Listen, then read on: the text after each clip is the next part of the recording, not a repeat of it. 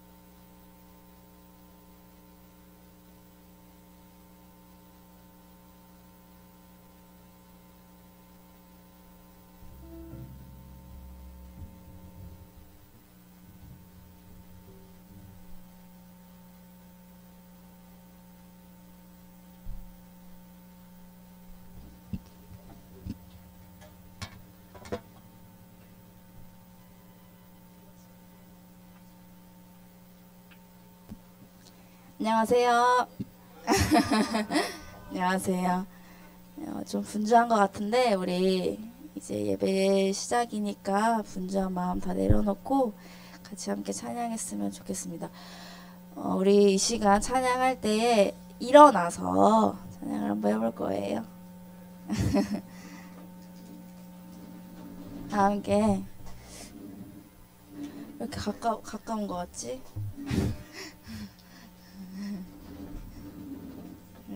일어나서 우리 이 시간 나를 향한 주의 사랑 찬양할 건데 우리 함께 신나게 찬양하도록 하겠습니다.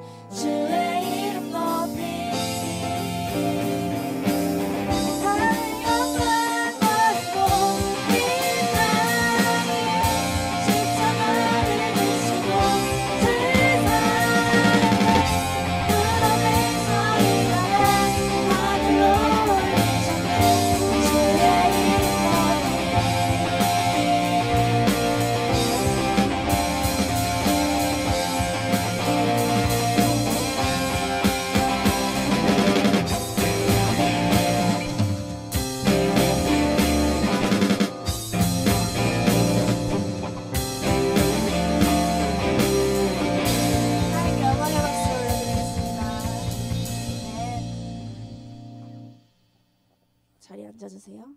네. 우리 이 시간에 찬양할 곡은요, 하나님이 원하시는 예배는 이라는 찬양이에요. 처음 하는 찬양인데 가사가 너무 좋아서 이 찬양을 선택했고요. 우리 가사를 묵상하면서 다 함께 찬양했으면 좋겠습니다.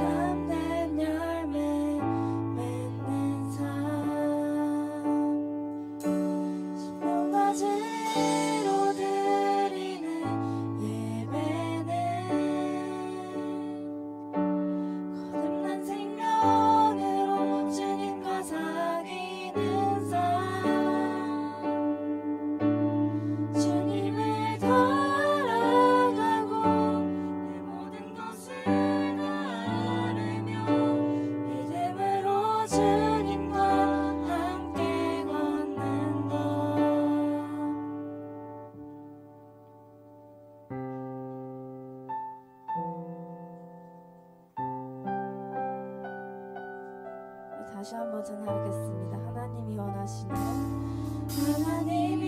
원하시는 예배는 나의 몸을 산 제사로 드리는 것,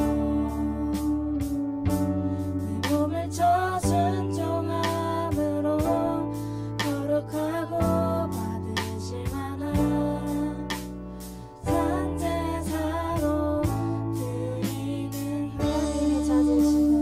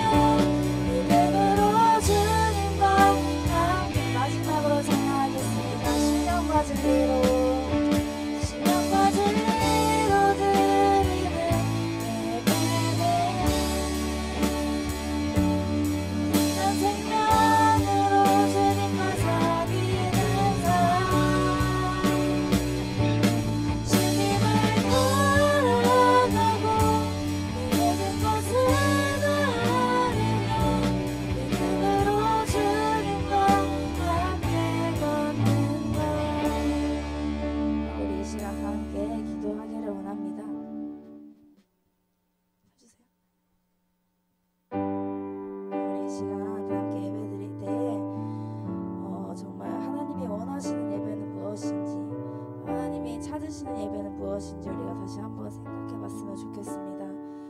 우리 이 시간 예배 드릴 때에 모든 것 다 내려놓고 정말 주님께만 바라보고 정말 주님을 향한 예배 되게 해달라고 우리 다 함께 기도하겠습니다. 기도하시겠습니다. 하나님 아버지 감사합니다.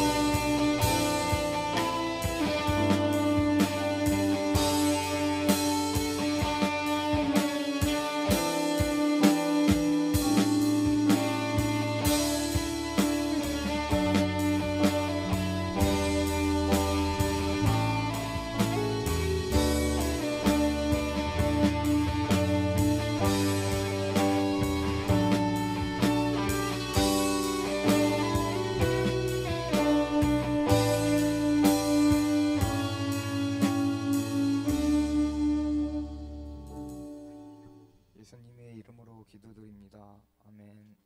자, 함께 일어나셔서 사도신경으로 우리의 신앙을 고백하겠습니다.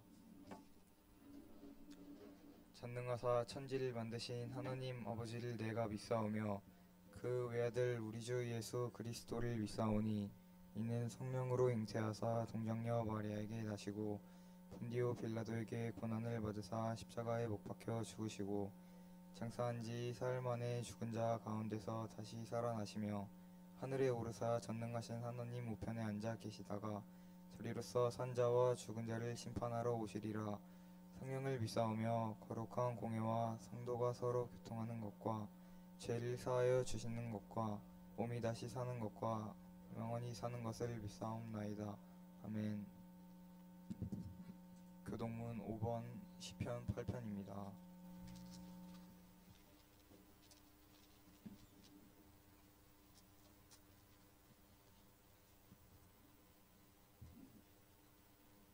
여호와 우리 주여, 주의 이름이 온 땅에 어찌 그리 아름다운지요. 주의 대적으로 말미암아 어린아이들과 젖먹이들의 입으로 권능을 세우심이요. 주의 손가락으로 만드신 주의 하늘과 사람이 무엇이기에 주께서 그를 생각하시며 그를 하나님보다 조금 못하게 하시고 주의 손으로 만드신 것을 다스리게 하시고 만물을 그의 발 아래 두셨으니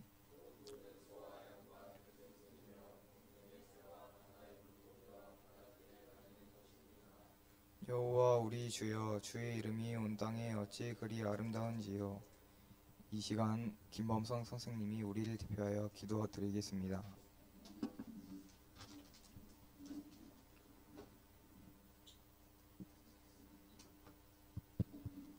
기도하시겠습니다. 사랑의 하나님, 우리 고등부 가족들 설 연휴를 잘 보내고 오늘 예배로 이렇게 인도하여 주셔서 감사합니다. 2025년이 시작된 지 한 달이 되고 어느새 2월이 시작됩니다. 이제 곧 새로운 환경과 학교의 새로운 모습 속에서 새롭게 시작될 우리들의 일상을 축복해 주시옵소서.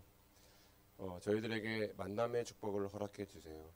좋은 선생님, 또 좋은 친구들, 그리고 이웃들을 우리가 함께하는 학교와 공동체 가운데 예비하여 주시고 우리도 그들에게 예수님의 제자로서 선하게 돕고 이해하는 사람들이 되게 하여 주시옵소서. 새로운 마음의 다짐과 목표들이 있습니다. 하나님이 주신 소망인지 다시 한번 여쭙고 우리 삶의 주인이신 하나님께 우리가 무엇을 하든지 하나님을 위해 생각하고 행동하기 원합니다. 우리 남원교회와 남원고등부를 사랑하여 주시고 인도하신 하나님 감사합니다. 매일의 일상에서 우리가 믿음의 공동체를 소중하게 여기고 그리고 감사하게 섬길 수 있도록 인도하여 주시옵소서.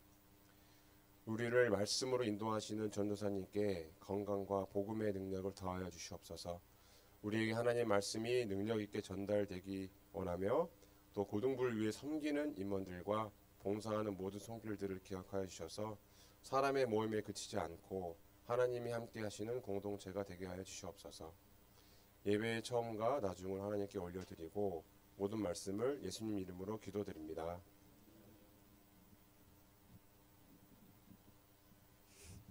네, 여러분 저희 다 일어나셔서 봉독하도록 하겠습니다.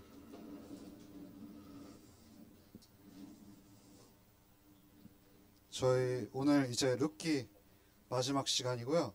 4장 21절부터 22절까지 한 목소리로 읽어보겠습니다. 살몬은 보아스를 낳았고 보아스는 오벳을 낳았고 오벳은 이새를 낳았고 이새는 다윗을 낳았더라. 네, 저희 축복하는 시간 갖도록 하겠습니다.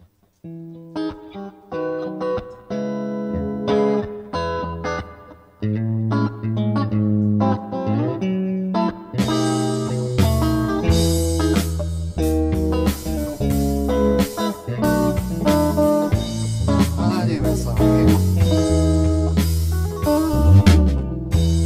하나님의 사랑이 당신의 삶 가운데 가득하기를 축복합니다. 하나님의 은혜가 우리가 여러분 오늘 저희 새로운 얼굴들이 좀 있어서 한번 찾아보세요. 하나님의 사랑이 당신의 삶 가운데 가득하기를 축복합니다. 뒤에도 있답니다. 이 은혜가 우리 가운데 가득하게 기도합니다. 네, 여러분 앉으시면 될 것 같습니다. 오늘 아마 광고할 때 좀 나눌 내용들이 좀 많은데요. 광고 시간 제가 잘 적절한 타이밍에 하도록 하겠습니다. 여러분 설 명절 잘 보내셨어요?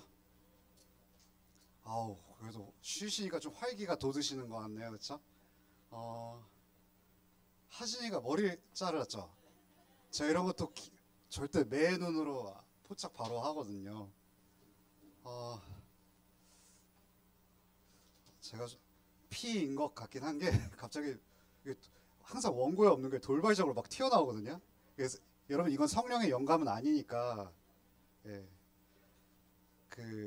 저도 이제 설 명절 끝나고 금요일 날 한 게 저 뭐 했을까요? 저도 머리를 잘랐어요. 저는 그냥 면도했다고 하긴 하는데 하진이는 미용실을 어디 다니나요? 여러분 이거 뭐 본문과 그래도 자연스럽게 연결하려고 지금 이렇게 노력 중이거든요. 하진은 어디예요? 이름을 모르겠어요. 그럼 저는 어디 미용실 다닐까요? 집이요? 여러분 저도 엄연히 소비자 가격을 내고 머리를 잘라요. 그리고 이거 모르시겠죠, 그렇죠? 그러니까 제가 이제 다니는 학교가 저기 총신대학교에 안에 미용실이 있어요. 거기 미용실을 다닐 사람이 생길지 모르겠는데 또 이런 얘기하려면 배경 설명이 필요해서 여러분 저는 신학대학원을 졸업하고 다시 대학교에 들어간 케이스예요. 좀 신기하죠? 저는 원래 대학교를 졸업하고 총신신학대학원 졸업하고 여러분 저 박설빈 전사님 저보다 후배예요. 죄송하다. 여러분 이게 복음적이지 않은 발언인 거예요. 이런 걸 흔히 율법주의적 발언이라고 하거든요. 자기의 자격으로 남보다 우위에 서려는 어리석은 시도인 거죠. 저 이제 신대원 졸업하고 저 이제 성경에 원어가 있을 거 아니에요. 그게 저가 좀 부족해서 총신 대학교에 들어간 케이스거든요. 여러분 그러니까 저는 뭐 이미 다 대학도 졸업하고 이런 상태지만 어쨌든 총신대학교 학생으로 있으면 저보다 다 어릴 거 아니에요. 저 32살이잖아요. 그럼 또 제가 기가 막히게 또 어른 친구들하고 잘 놀고 있긴 하거든요. 근데 이제 총신대학교 미용실은 누가 많이 갈까요? 애석하게도 총신대학교 학생들이 많이 안 가더라고요. 왜냐면 거기 가면 무슨 귀 자르는 듯이 생각하는 줄 안 나오더라고요. 대부분 이제 뭐라 하죠? 미용실도 프랜차이즈를 많이 가잖아요. 그러니까 좀 뭔가 공정성 있고 신뢰성 있는 곳을 많이 가는데 그러니까 저는 뭐 그런데 갈 필요가 없으니까 이제 총신대학교 미용실 갔는데 제가 이번 주에 냉탕과 온탕을 좀 반복되는 일이 있었어요. 뭐냐면 이미 이제 처음 이제 저와 미용사분이 호흡을 맞춘 지는 한 3달이 됐거든요. 그러니까 저는 미용실에 가서 뭘 많이 주문하는 게 너무 힘든 거예요. 그러니까 저는 내향적이고 그러니까 알아서 잘라주셨으면 좋겠는 거예요. 근데 요즘 손발이 자주 맞아서 너무 감사한데 처음에는 저한테 이러시는 거예요. 아니 어릴 때 꾸며야지. 어릴 때 이 머리도 하고 저 머리도 해보는 거야. 이렇게 얘기 잘 하시는 거예요. 그러니까 뭐냐면 이제 미용실 아주머니는 제가 감사하게도 20대 초반인 줄 아셨나 봐요. 안 믿기겠지만 근데 저는 32이잖아요. 근데 제가 또 기분이 좋아서 아무 말 안 하고 있었어요. 그래서 저한테 아니 어릴 때 꾸며야지 이러면 어떡해. 그래서 하다가 제가 이제 마지막에 알려드렸죠. 저 사실 30살, 32살이라고. 이제 그러다가 이번 주에 어떤 일이 있었냐면 여기는 이제 어르신 분들이 많이 오셔서 손자를 둔 할아버님이 오신 거예요. 할머니랑. 근데 손자가 중학생이니까 얼마나 꾸미고 싶었겠어요.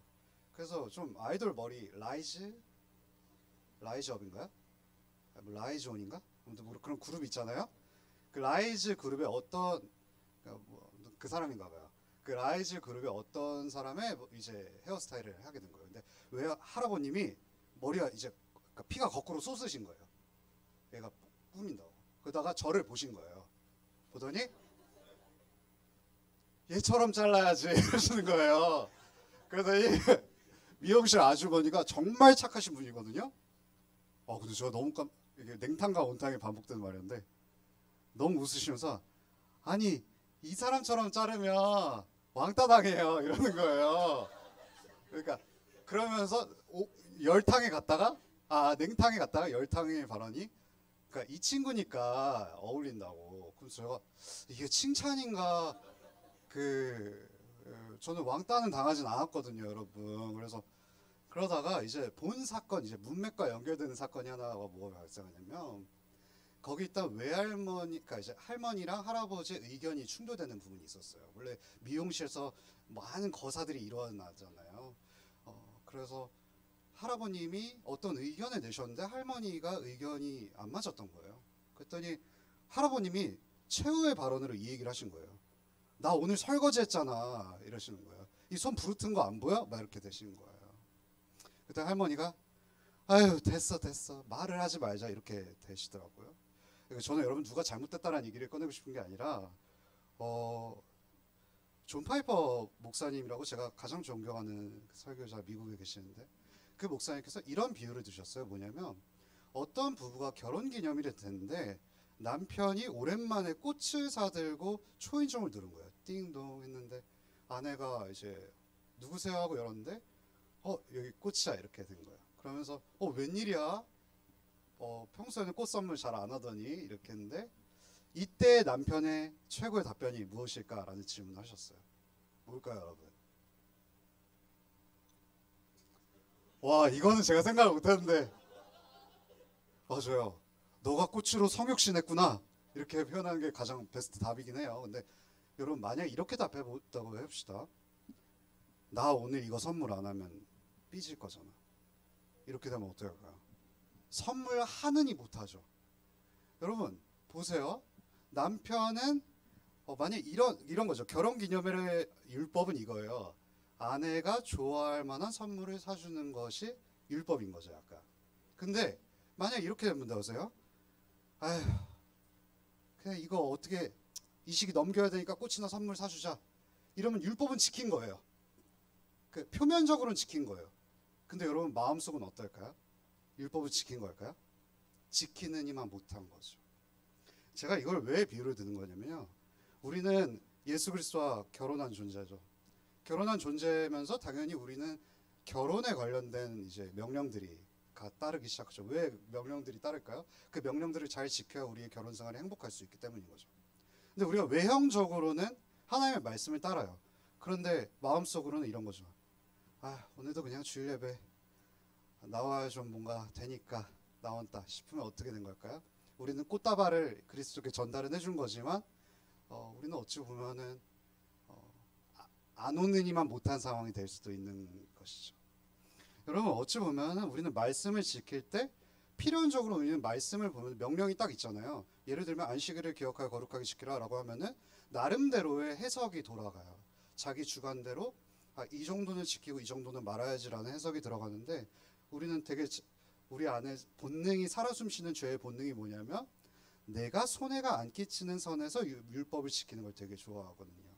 나에게 뭔가 사라지면은 그 율법이 나에게 오히려 저주의 수단이 돼버리는 거죠.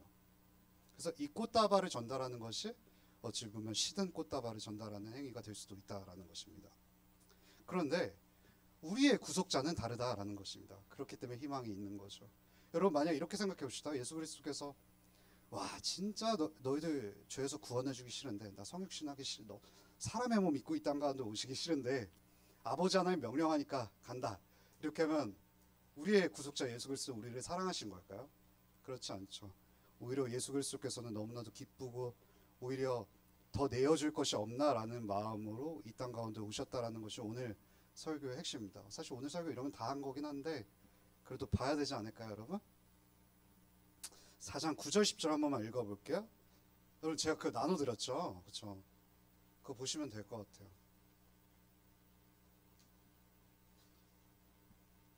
네, 오늘 너무 길게 안 하려고 마음 많이 먹었어요. 그래서 9절 10절 10절밖에 없나요? 그럼 제가 9절을 읽어드리고 10절을 같이 읽으면 될 것 같아요. 보아스가 장로들과 모든 백성에게 이르되 내가 엘리멜렉과 기론과 말론에게 있던 모든 것을 나오미에 서서 이래 너희가 오늘 증인되었고 함께 읽어볼게요. 또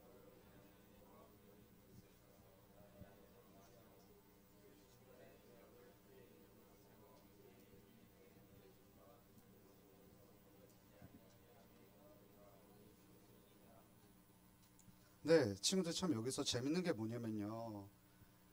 이게 이제 이거예요. 내가 손해가 있더라도 여러분 그때 기억나세요? 아무개에 여기 설교를 못 들은 친구가 있으니까 빠르게 요약해 드릴게요. 이제 룻과 보아스가 결혼하는 단계가 남았는데 이때 당시에는 그 중간에 보아스보다 조금 더 가까운 친척이 있었던 거예요. 그러니까 보아스보다 먼저 그 아무개라는 이름 없는 사람을 통해서 결혼할 수 있는 우선권이 주어졌던 거죠. 그래서 보아스가 두 번의 행정을 하는데 첫 번째 행정은 뭐냐면 이런 거예요. 보아스가 되게 지혜로운 사람이었거든요. 아무개야, 너가 만약에 룻과 결혼하면 나오미를 책임져야 돼 이렇게 된 거예요. 근데 친구들 그렇잖아요. 나오미는 룻보다 나이가 많으니까 언젠가는 보아스보다 빨리 세상을 뜰 수도 있고 세상을 뜨게 되면 내가 되려 대샀던 그 나오미의 땅이 아무개의 땅이 될 수 있는 거예요. 그러니까 어찌 보면 장기 투자인 거죠. 근데 두 번째 흥정은 뭐였냐면 나오미를 먹여 살려야 된 것뿐만이 아니라 너는 룻이랑 결혼돼야 돼 이렇게 된 거예요. 이게 나오미를 먹여 살리는 얘기가 룻이랑 결혼하는 일은 좀 차원이 다른 문제거든요. 왜냐하면 룻이랑 결혼을 하게 되면요 자기의 이름을 일단 룻이 자기보다 20살 정도는 어렸을 거란 말이죠. 그리고 기본적으로 보아스보다 룻이 오래 살 확률이 굉장히 높죠. 근데 보아스는 자기의 이름으로 후손들에게 기업을 물려주는 게 땅을 물려주는 게 아니라 룻의 전 남편의 이름으로 땅을 물려주는 거예요. 그러니까 이거는 사실 조금 각오가 많이 필요한 작업이었던 거죠. 그래서 아무개가 계산이 굉장히 빨리 돌아가서 나에게 손해 보는 장사이기 때문에 룻과 결혼하는 것을 포기하는 거죠. 그러면서 이제 보아스는 아무 거리낌 없이 룻과 결혼할 수 있는 고속도로를 타게 된 거예요. 그래서 9절에서 이제 보아스가 장로들에게 공포를 하는 거죠. 이제 내가 기업 무르를 했다. 내가 룻을 책임지겠다라고 말을 하는 거예요. 여기서 중요한 단어가 뭐냐면 내가라는 단어예요. 이 내가가 사실 1장에 나오미의 표현 속에서 굉장히 많이 등장했던 단어 중 하나거든요. 근데 이 좀 어조가 달라요. 1장에서 나오미가 내가를 했을 때는 나 슬퍼요, 나 괴로워요, 나 인생에서 제일 불쌍한 사람이에요 라는 어조였어요. 그런데 이 내가라는 단어가 4장에 와서 어떻게 바뀌냐면 기쁨과 환희의 내가로 바뀌는 거예요. 내가 이제 룻을 책임지겠어요, 결혼하겠어요 라고 이러는 거죠. 그러면서 10절에 나오는 것이 그의 이름이라는 거예요. 여러분 여기서 그의 이름은 단수로 되어 있잖아요. 근데 이게 원문으로 보면은 그들의 이름이에요. 그들이 누굴까요? 제가 말씀드렸죠. 보아스는 룻과 결혼하면 자기의 이름으로 후손들에게 땅을 물려줄 수가 없어요. 누구들의 이름일까요? 죽은 사람들의 이름으로 물려줘야 돼요. 바로 룻과 오르바의 남편이었던 모압에 있었던 말론과 기럧이었죠.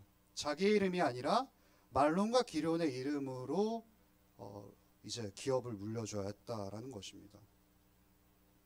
여러분 보아스는 굉장히 성경을 하나님의 율법을 그냥 표면적으로 지킨 사람이 아니라 그 사랑으로 지켰다는 흔적을 우리는 이미 너무 많이 봤어요. 여러분 혹시 그거 기억나시나요? 이삭 죽기 프로젝트? 여러분 이삭 죽기 프로젝트가 제가 말씀드렸지만 정말 좋은 주인 밭을 만나면 진짜 잘해봐야 400g을 딸 수가 있는 거예요. 근데 여러분 만약에 어쨌든 이때 당시에는 사사시대이기 때문에 말씀을 잘 지킨 사람도 없었어요. 그러니까 지키는 흉내만 내도 굉장히 대단한 사람이지만 이런 사람이 있다고 생각해 보세요. 어떤 주인이 이러는 거예요. 여러분 이 말씀을 표면적으로 지키기 위해서 이삭을 막 베긴 베요. 그러면은 주인의 입장 속에서 손해보는 장사를 하고 싶지 많이 떨어뜨리고 싶지 않을 거 아니에요. 그러니까 많이 나다를 손해보고 싶지 않은 마음이 있으니까 이런 명령을 할 수도 있잖아요. 야, 한번 벨 때 베기는 배 주술 수 있게는 허락해. 그 대신 나다를 많이 떨어뜨리지 말고 한 번에 베라. 이렇게 말할 수도 있는 거거든요. 그럼 좋은 기술자들을 섭외할 수도 있는 거죠. 그리고 이러는 거예요. 야, 너희도 애들 몇 알 베는지 몇 그램 베는지 다 출입할 때랑 퇴장할 때 다 그람수 재고 나가라. 이럴 수도 있는 거죠. 여러분 이건 뭘까요? 사랑으로 율법을 지킨 건 아니라 표면적으로는 지킨 거죠. 보아스도 충분히 그럴 수 있지만 오히려 보아스는 400g을 넘어서 한 에바를 줬죠. 즉 지금으로 치면 25리터를 준 거죠. 여러분 성경의 말씀을 우리가 늘 최소로 지키고 싶어요. 딱 이 정도. 근데 보아스의 마음은 최대였던 거예요. 내가 풍성이 흘러 넘칠 만큼 지키고 싶은 마음이 바로 이 헤세드의 사랑이었던 거죠. 제가 헤세드의 사랑의 특징을 말씀드렸지만 선을 넘어가는 거였죠. 여러분 이걸 잘못 오해하면 안 됩니다. 선을 넘어간다고 해서 무례한 사랑이 아니에요. 여기서 선을 넘어간다는 거는 나의 안전을 보장해주는 그 내가 정한 영역을 넘어가는 사랑인 것이죠. 그럼 제가 만약 이렇게 본다고 생각해 보세요. 여러분을 제가 이제 토요일마다 웬만하면은 한 달에 2번은 여러분 밥 먹으려고 하는데 와, 집 가서 쉬고 싶은데 밥 먹어야 되는구나 아주. 그러면서 여러분이랑 밥을 먹어요. 그리고 이건 뭐예요? 최소로 사랑하는 거예요. 최소로 나의 안전과 시간을 보장해 줄 만큼만 사랑하는 거죠. 여러분 최대로 사랑하려면 어떻게 해야 될까요? 여러분이 부르면 나가야죠. 뭐 어떡해요. 그렇지 않아요? 제가 좀 더디더라도 여러분이 많이 이렇게 인내해 주세요. 여러분 보아스는 매사에 최선을 다해서 하나님의 말씀을 지켰던 거죠. 여러분 그렇기 때문에 구속자의 이 말씀에 대한 사랑함의 중요성이 있는 것입니다. 구속자가 말씀을 사랑해야 결국은 그 율법의 정신을 온전히 이해하고 하나님을 사랑할 수가 있게 되는 것이죠. 보아스는 그런 사람이었고 그래서 제가 그 스승님이 이 룻기 책을 쓰면서 이런 말씀을 하셨어요. 보아스는 율법을 문자적으로 지키는 데서 그치지 않고 율법의 정신을 이해하고 그 정신을 헤세드의 사랑으로 완성시켰습니다. 이렇게 말씀을 하시는 거죠. 그러니까 문자적으로 우리의 행동이 남겨져 있는 것이 아니라 사랑의 정신이 흘러 넘쳤다라는 겁니다. 여러분 제가 마태복음 23장 23절을 써드렸죠. 좀 넘겨볼까요? 안 써드렸나요? 마태복음 23장을 써드렸을 텐데 그쵸? 그거 한번 읽어볼까요? 좀 시작. 화 있을진저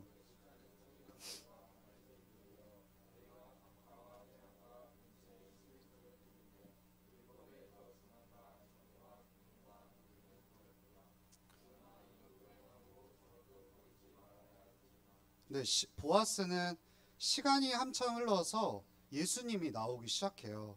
근데 보아스만 하나님의 말씀을 사랑으로 지킨 게 아니라 오히려 훨씬 더 큰 헤세드의 사랑으로 하나님의 명령들을 해석하신 분이 있었어요. 그분이 누구냐면 예수님이었어요. 예수님께서 서기관들과 바리새인들에게 이 주제를 갖고 책망하기 시작했어요. 뭘까요? 11조예요. 이때 당시에 바리새인과 서기관들이 11조를 되게 최소로 지키는 사람들이었어요. 그 금액은 냈어요. 심지어 이 금액을 낼 때도 온갖 수법을 내서 꾸미는 사람들이 굉장히 많았거든요. 근데 이런 거예요. 서기관과 바리새인들은 11조를 내고 11조를 지키지 않은 사람들을 막 엄청나게 비난하고 책망하기 시작했어요. 그 모습을 본 예수님께서 이렇게 말씀하시는 거예요. 야, 너희들을 율법을 보지만 너희가 율법을 멋대로 해석한다. 이렇게 말하는 거예요. 아니 이게 무슨 말이에요? 바리새인들과 서기관들은 어찌 보면 표면적으로는 누구보다도 11조를 잘 낸 사람들이거든요. 하지만 예수님께서 뭐라고 말씀하시죠? 그거 11조 낸 거 아니야.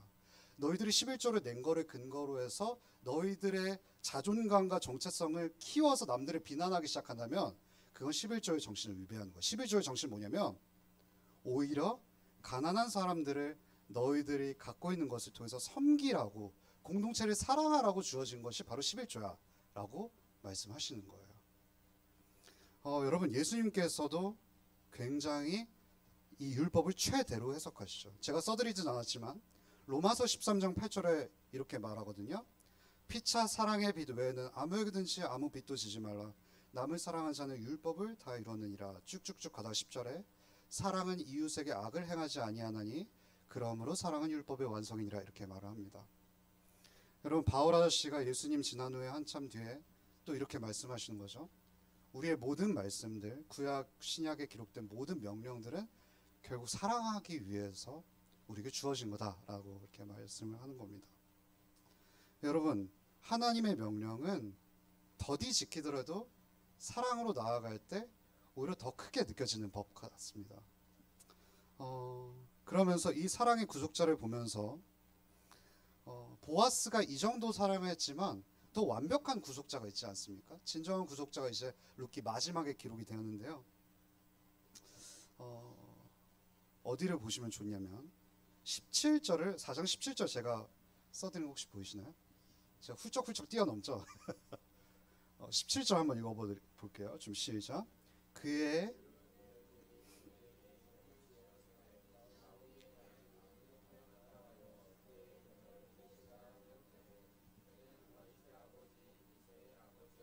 네, 이제 뭔가 갑자기 왜요? 왜요? 뭔가 재밌는 일이 있었나 보네요. 이제 중요한 여러분 그 드라마의 클리셰라 그러나요? 클리셰가 그 마지막 할 때 클라이맥스? 제가 잘 모르겠네. 마지막에 되게 중요한 장치가 하나 나오는 게 족보예요. 여러분 혹시 기억나세요? 이 룻기의 마지막은 이름을 남기는 게 굉장히 드라마의 중요한 역할을 한다고. 족보가 이제 나오기 시작한데 제가 4장 18절부터는 안 써드렸죠? 제가 읽어드릴게요. 베레스의 계보는 이러하니라. 베레스는 헤스론을 낳고 헤스론은 람을 낳았고 람을 아미나답을 낳았고 아미나답은 나손을 낳았고 나손은 살몬을 낳았고. 여기서부터 써드렸죠? 함께 읽어볼게요. 살몬은 보아스를 낳았고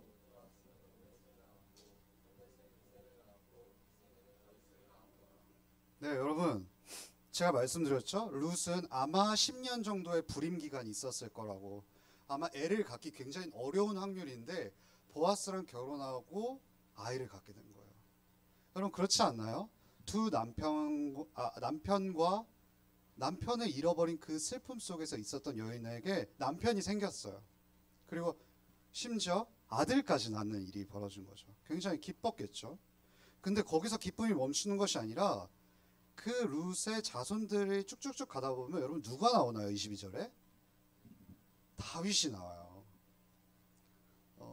이제 다윗의 계보가 나오기 시작했다는 건 뭘까요? 여기서 그 룻기의 저자가 말하고 싶은 건 뭘까요?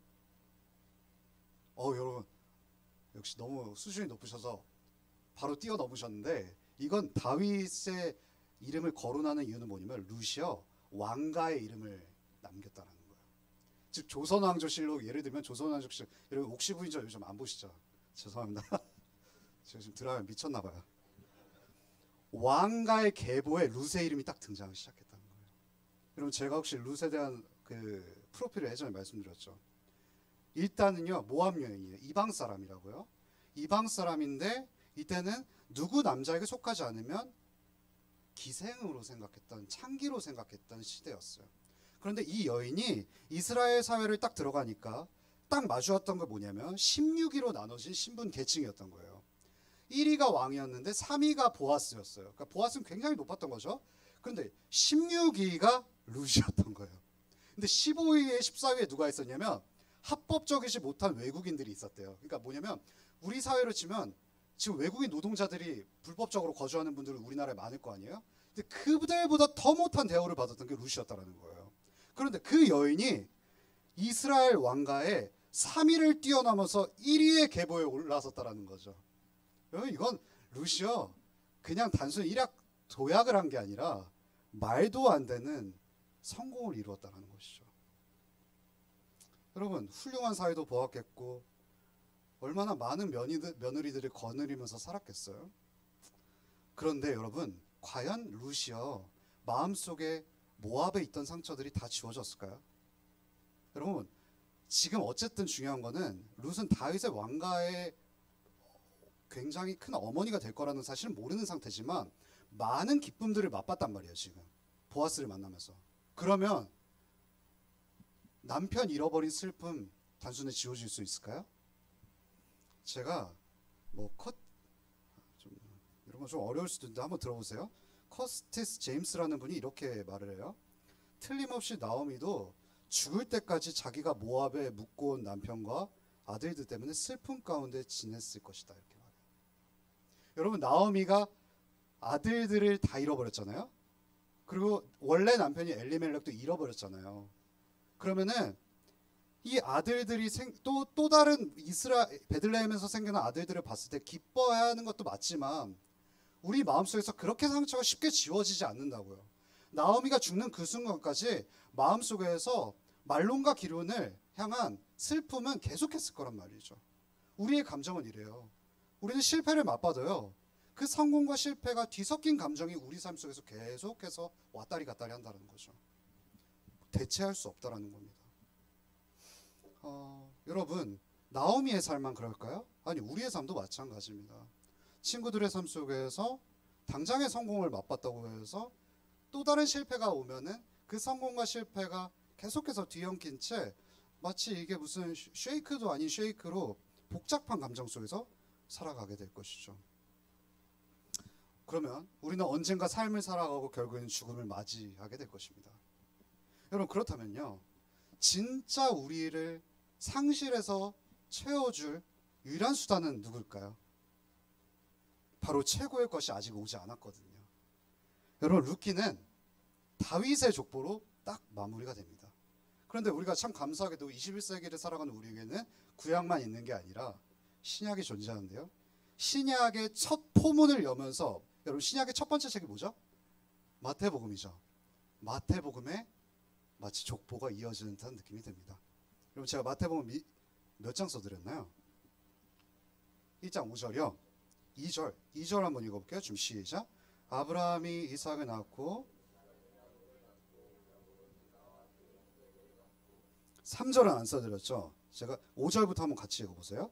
유다와 다말에게서 베레스와 세레를 낳고, 베레스는 헤스론을 낳고, 헤스론은 람을 낳고, 람은 아비나답을 낳고, 아비나답은 나손을 낳고, 나손은 살몬을 낳고, 살몬은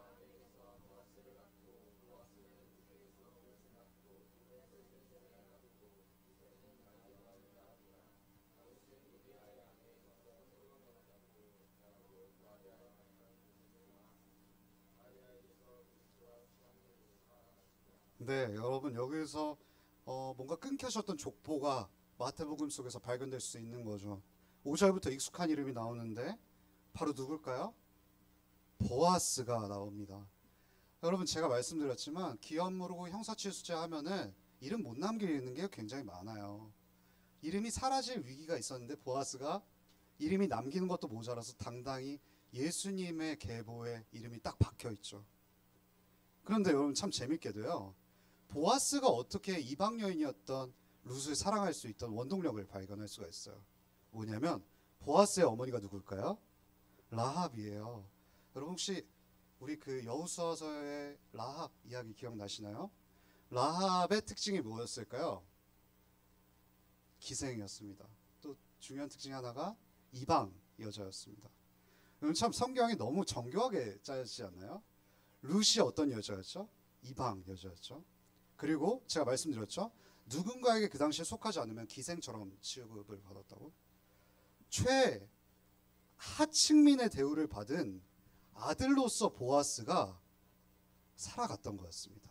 보아스가 비록 3위에 랭크돼 있지만 그의 어머니가 얼마나 이 땅 가운데에서 천대받고 멸시받았는지를 눈으로 똑똑히 목격한 사람이었죠. 그렇기 때문에 여러분 얼마나 이방 사람들에 대한 안타까운 마음이 있었지 않았을까요? 그러니까 연고도 없던 룻이 갑자기 베들레헴에 왔을 때 이 여인을 조금 더 사랑할 수 있는 확률이 굉장히 높았던 거죠. 이 여인의 배경에 대해서 누구보다 잘 이해했을 것이니까요. 그리고 결국 다윗 왕으로 끝나지 않고 다윗 이야기가 나오미의 슬픔으로 가득 차 이 계보가요. 맨 마지막에 이렇게 되어 있죠. 야곱은 마리아의 남편 요셉을 낳았으니 마리아에게서 그리스도로 칭하는 예수가 나시니라. 여러분 제가 참 너무 여기서 또 너무 정교하게 써 있는 게 뭐냐면요. 예수님의 어머니가 누구시죠? 마리아요. 근데요 마리아가 결혼하고 임신했나요? 제가 너무 어려운 거 얘기했죠. 결혼하지 못한 상태에서 임신을 했어요. 여러분 그러면은 주변에서 동네 사람들에게 어떤 취급을 받았을까요? 기생 취급을 받았을 확률이 굉장히 높아요. 너 어디서 애를 뱄니? 이런 순간이 드는 거죠. 그리고 여러분 마리아와 요셉은 아마 그때 당시에 그렇게 잘 살지 못했을 확률이 굉장히 높다고 저는 생각을 하거든요. 여러분 마치 이게 무슨 짜여진 것처럼 룻도 기생 취급을 받았고요. 이방 취급을 받았죠. 그리고 라합은 어땠죠? 라합 또한 똑같았죠. 마리아 또한 더한 취급을 받았었겠죠. 그러한 사람들의 계보 속에서 메시아 예수님이 탄생하는 진정한 구속자가 보여지는 놀라운 일들이 벌어지고 있거든요. 여러분 생각해 보세요. 나오미의 두 아들들과 엘리멜렉은 이미 죽었어요. 근데 여러분 영원히 죽은 걸까요? 여러분 이 계보에서 예수님이 나오는 이유가 뭘까요? 나오미의 두 아들과 남편을 영원히 잃어버리지 않았다는 것을 말해주시고 싶어서 예수님이 나오는 거기도 하거든요. 여러분 예수님께서 십자가에 죽으시고 어디로 가시죠? 부활하셨죠.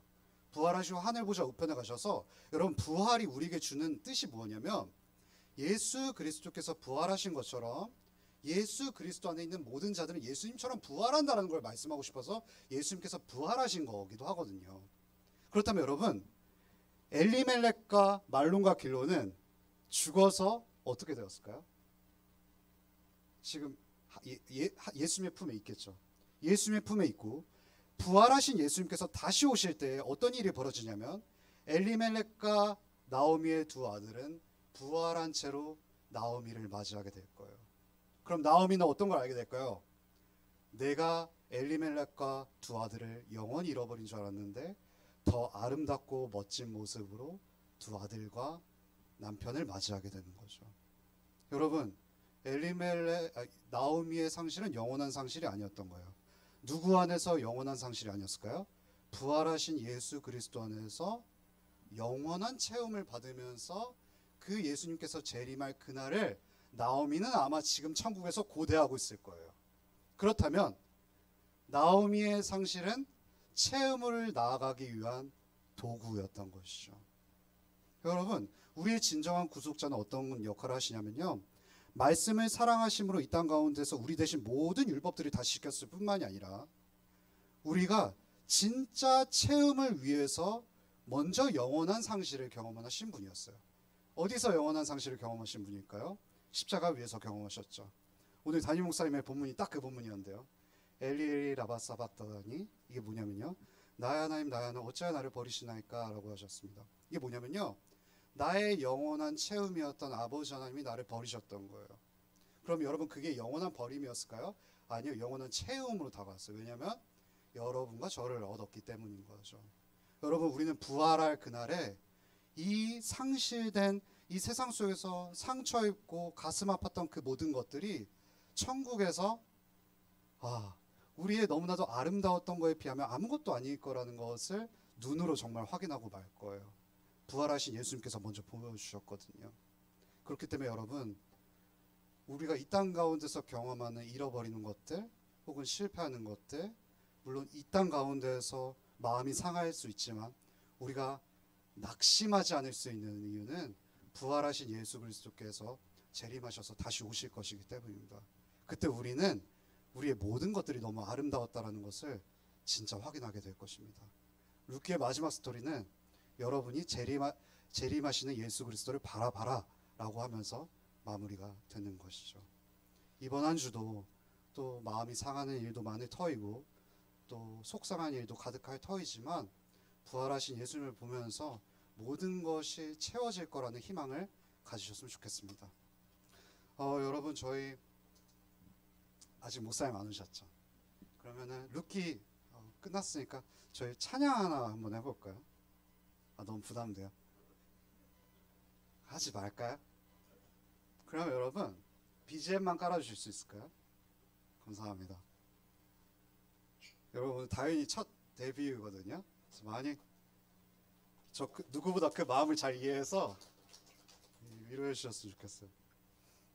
그럼 저희 기도 한 번만 했으면 좋겠어요. 저희 한 달 좀 넘는 기간 동안 루키 봤잖아요. 루키 보면서 여러분과 루키를 나눌 수 있었던 게 저에게 너무 큰 특권처럼 다가왔던 것 같아요. 루키가 어제 선생님들에게 나눴는데 어떻게 다가왔냐면 예수님께서 하나님께서 이렇게 말씀하시는 거예요. 나의 사랑을 알고 싶니? 너희가 다 알 수 없기 때문에 내가 한 인물을 통해서 너에게 속삭여 줄게 라고 말씀하시는 것 같았어요. 근데 여러분, 우리가 루키를 하면서 제가 자주 반복했던 말 중에 하나는 사랑은 공평성을 따지지 않고 선을 넘어간다라는 것이었습니다. 근데 저는 이번 한 주도 여전히 계산적이더라고요. 어떻게 하면 내가 덜 손해보면서 사랑할 수 있을까? 라고 머리가 굉장히 잔머리가 빠르게 돌아가더라고요.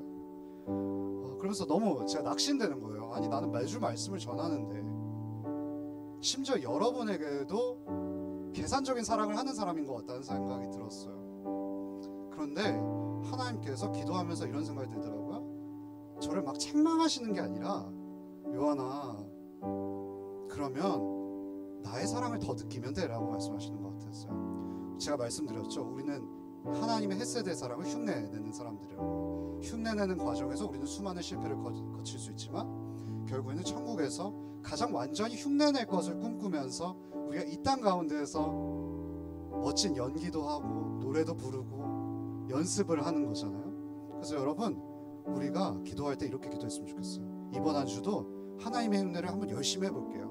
그 과정 속에서 넘어질 수도 있지만 우리가 포기하지 않을 힘을 달라고 하나님께 구해봤으면 좋겠습니다. 잠시 기도할게요. 하나님 아버지, 감사합니다.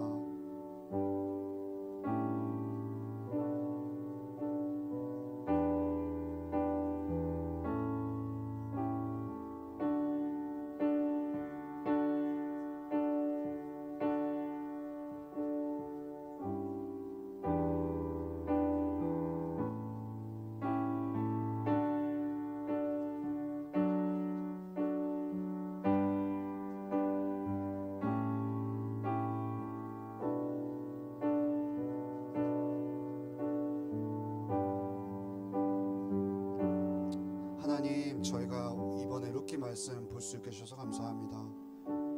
우리 겨울 이야기 속에서 하나님의 따뜻한 헷세대의 사랑을 룻과 보아스라는 인물을 통해서 흘려보내주셔서 감사합니다.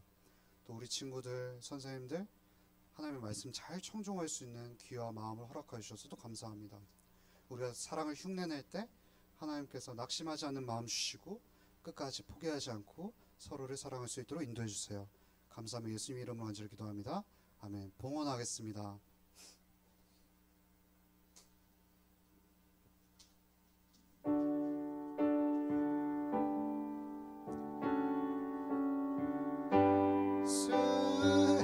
죄송하다.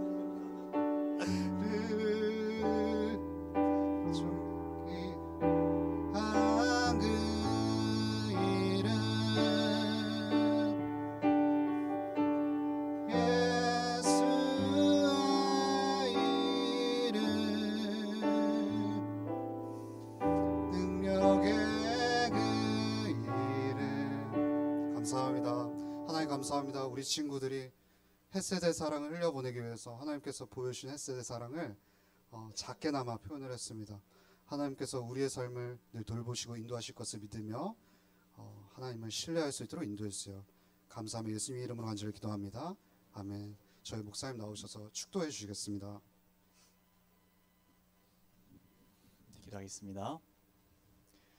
우리 주 예수 그리스도의 은혜와 하나님의 크신 사랑과 성령의 교통하심이 율법의 완성은 사랑이라는 것을 기억하며 사랑을 실천하기를 다짐하는 고등부 모든 학생들과 그 가정과 앞날 위에 이제로부터 영원토록 함께 있을지어다. 아멘. 감사합니다. 잠깐 여기다 놔도 될까요, 차이? 고마워요. 여러분, 저희 오늘 광고할 게 있는데요.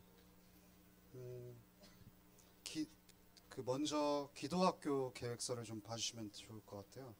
제가 강의 그 계획서 이렇게 썼는데 저희가 그 고등부에서 제자 양육 3반기 제자 양육 하잖아요. 그거를 이제 곧 시작을 하려고 해요. 시작하는데 저희가 할 거는 기도를 어떻게 하면 잘 적용할 수 있을까라는 거거든요. 그래서 주기도문으로 그 테마를 이번에 잡았어요. 그러니까 한 주 한 주 예수님께서 가르쳐 주신 문장들을 그대로 한 주 적용해 보면서 기도하는 훈련인 거죠. 그래서 이 첫 설교를 언제 시작하냐면 2월 16일 날 하는 거예요. 여러분 이걸 혼동하시면 안 되는데요. 우리가 설교 시간에 배우고 나눔을 그 다음 주에 하는 거예요. 무슨 말인지 이해가 되셨어요? 나눔이 그걸 한 주간 기도 보고서 여러분 제가 숙제를 내드릴 텐데 너무 부담 갖지 마시고 하면 되거든요. 기도 보고서를 그날 제가 드려요. 그러면 그거를 써보면서 고민하고 그 다음 주에 이제 나눔을 시작하는데 그 나눔이 언제냐면 주일 1시 반부터 3시예요. 제가 이 시간을 잡았냐면 여러분 중에 토요일 중에 학원 가는 친구들이 꽤 많거든요. 그래서 최대한 많이 참석할 수 있도록 하기 위해서 이 시간을 잡았어요. 그래서 이 시간대 나와서 제가 또 설명을 하는 게 아니라 여러분이 작성한 기도 보고서를 토대로 돌아가면서 서로 나눌 거예요. 그래서 제가 예전에 전교회에서 이런 걸 해봤을 때 느낀 거면 제가 말이 많아지면 또 안 오시더라고요. 그러면 오히려 여러분들이 말을 많이 하면 그 모임의 주인이라는 의식이 생겨서 오히려 더 자발적으로 참여를 하시더라고요. 그래서 여러분 그거를 좀 염두에 두시고 해주시면 좋을 것 같고요. 너무 부담 느끼지 말고 마음껏 참여해 주셨으면 좋겠어요. 그래서 제가 이거 했는데 여기서 참석할 친구들이 이 라몬교회 옆에 사인을 해주셨으면 좋겠어요. 사인을 해주셔서 각 반 선생님들께 제출해 주시면 제가 그거를 이제 보고 갖고 만약에 이런 거 있잖아요. 나는 시간이 안 돼서 띄엄띄엄 와. 그럼 여러분 그냥 오시면 돼요. 기도 보고서 작성해서 전도사님 혼낼 거. 여러분 제가 혼낼 것 같아요? 여러분 저 조카도 잘 못 혼내요. 혼내고 많이 자책한단 말이에요. 안 혼내니까요. 그래서 보고서는 작성하면 좋잖아요. 그렇잖아요, 여러분? 그러니까 여러분 그냥 띄엄띄엄 오더라도 오시면 돼요. 오셔서 서로 대화하시면 되고요. 그리고 여태까지 못했던 설교 시간 질문들 있잖아요. 그러니까 마음껏 하시면 돼요. 그래서 제가 모르면 제가 배우는 교수님께도 질문을 해보겠습니다. 네, 질문했고요. 저번에도. 그러니까 여러분 우리 좀 많이 참석해 주셨으면 좋겠어요. 많이 참석해서 우리 햇세대 사랑 더 많이 누렸으면 좋겠어요. 그리고 10주를 예상했지만 어떻게 될지 모릅니다. 네, 항상 긴장을 끈을 놓치면 안 돼요. 여러분. 네, 그래서 그렇기도 하고 저희가 성례 교육이 있어요. 성례 교육 해당하는 친구들이 이제 몇 명 있는데요. 그 친구들은 어떻게 교육하기로 했냐면 분반 공부 시간에 몇 주간은 저랑 만나려고요. 그때 성례 교육을 하려고요. 왜냐면 또 시간 내면은 마음이 힘들어지잖아요. 그래서 그때 다 해버리려고요. 그래서 제가 정한 기준은 뭐냐면 이때 새가족 친구들도 같이 훈련을 할 생각이거든요. 교육을.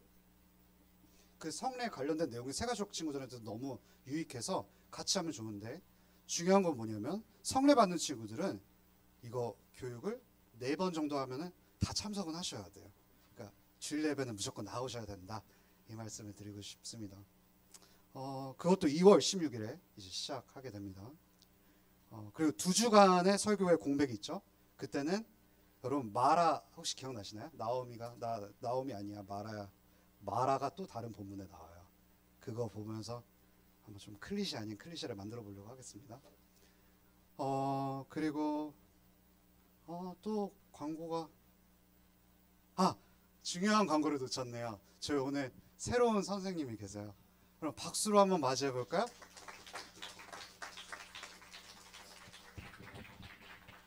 여러분 선생님 너무 아름다우시죠? 와우! 선생님 성함하고 나이는 비밀 그리고 기도 제목 하나만 얘기해 주시면 감사하겠습니다.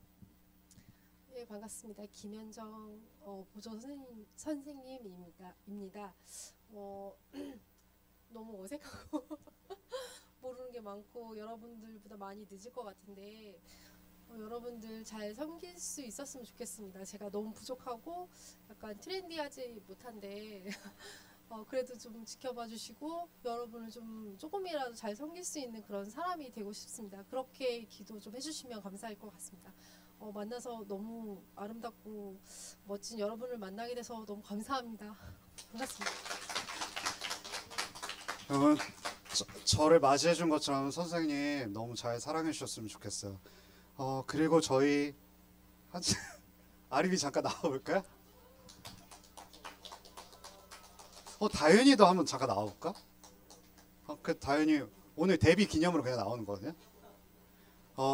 제가 그런 생각을 한 게 다현이가 김포에 살잖아요. 그래서 멀어서 제가 하나만 하라고 했어요. 그냥 그 부회장을 잠깐 내려놓고 잠깐은 아니고 내려놓고 피아노에만 집중하는 걸로 그래서 그렇게 했고요. 어쨌든 그 기간 다현이 엄청 많이 수고했거든요. 많이 위로해 주셨으면 좋겠고 그래서 제가 이제 아연이가 부회장이 됐고요. 제가 아연이 이제 부회장이 됐습니다. 그리고 저희가 이제 주원이랑 아연이가 아리비를 또 컨택을 해줬어요. 그래서 아리비가 총무의 역할을 할 터인데 저희 일단 먼저 아닙니다. 일단 다현이 박수.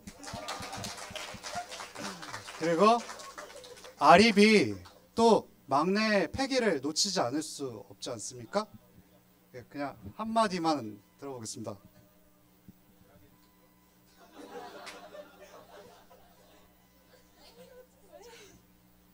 언니 오빠 따라서 고등부 잘 섬기도록